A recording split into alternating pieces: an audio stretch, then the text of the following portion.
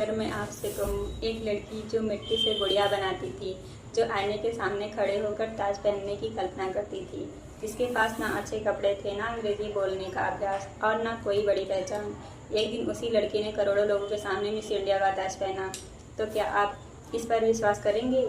आपको ये बात अविश्वसनीय लगेगी ना, लेकिन ये कोई कल्पना नहीं है, ये एक हकीकत है।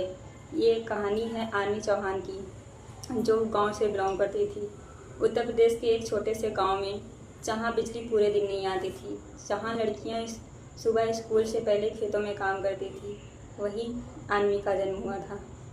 उसका घर मिट्टी का था, छत से बारिश टपकती थी, लेकिन उसकी आंखों में जो सपने थे वो आसमान से भी ऊंचे थे।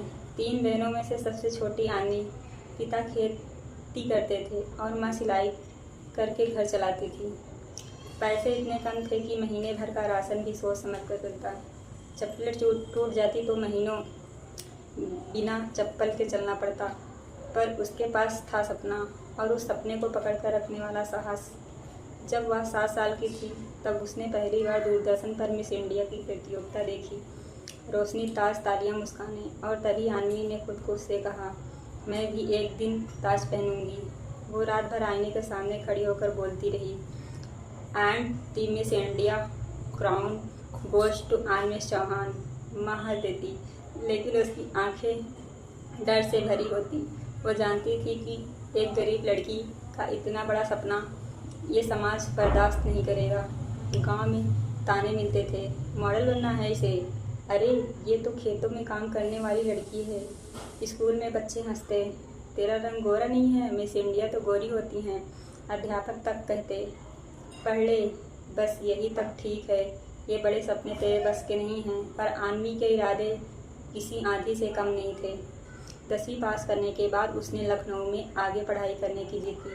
पिता ने कहा, बेटियों को घर से बाहर नहीं भेजा जाता। माँ चुपचाप अपनी शादी के समय के गहने निकाल कर लाई और बोली, जा बेटा उठ जा, जो मैंने नहीं देखा तू वो देख।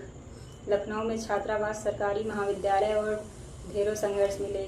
वहाँ आनवी ने अंग्रेजी बोलना स्वयं सीखा, आत्मविश्वास बढ़ाने वाली पुस्तकें पढ़ी, आईने के सामने घंटों खड़ी रहकर मंच पर चलने की कला का अभ्यास किया। वह अन्य छात्राओं से अलग थी, साधारण वस्त्र पर अलग चमक। पढ़ाई के बाद वह सौंदर्य केंद्र में सहायक रूप से काम करती थी।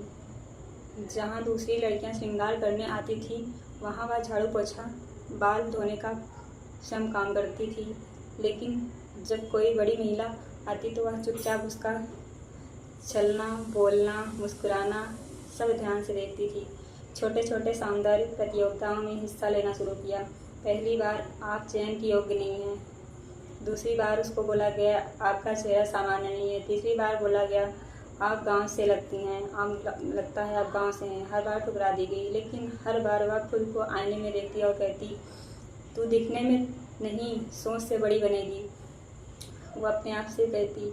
उसकी माँ हर बार कहती, ताज सिर पर नहीं, सोच में होता है। फिर एक दिन वह उत्तर प्रदेश की एक बड़ी प्रतियोगिता में पहुंची।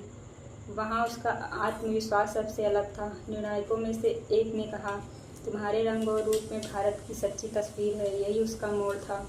उसने मिस इंडिया प्रतियोगिता के लिए आवेदन किया। सैकड़ों प्रतिभागियों के बीच चयन हुआ। उसने हर चरण में अपनी बातों और आत्मविश्वास से सबको प्रभावित किया।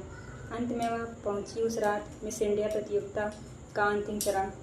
बीच सर्वश्रेष्ठ युवतियों के बीच वह एक लड़की, जो कभी मिट्टी से गुड़िया बनाती थी। प्रश्न पूछा गया, एक छोटे गांव की लड़की देश का प्रतिनिधित्व कैसे कर सकती है? आनवी ने कहा, मैं एक छोटे गांव से आई हूँ, पर मेरे सपने किसी भी बड़े शहर से बड़े हैं। मेरे पास पैसे नहीं थे, पर मेरे पास मेहनत थी।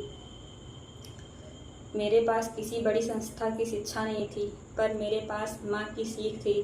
मिस इंडिया सिर्फ सुंदरता का नहीं, आत्मबल और धैर्य का ताज है। पूरे सभागार में तालियों की गूंज उठी। घोषणा हुई, मिस इंडिया 2023 का ताज है आनवी चौहान को। वो ताज लेकर सबसे पहले मंच से नीचे उतरी, अपनी माँ के पैरों में बैठ गई और कहा, माँ ये ताज तेरा है, तूने मुझे सपनों की उड़ान दी। आज वही गांव जहाँ कभी उसके सपनों पर हंसी उड़ती थी, अब वहाँ की बच्चियाँ कहती हैं, मैं भी एक दिन मिस इंडिया बनूंगी। अन्वी ने साबित कर दिया। अगर संकल्प हो तो मिट्टी की गुड़िया भी ताज पहन सकती है।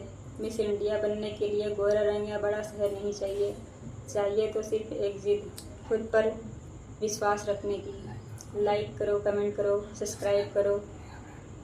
नेहा ब्रांड के इस चैनल पर आप लोग जुड़ो और अपनी कहानियों को एक नया मोड़ दो।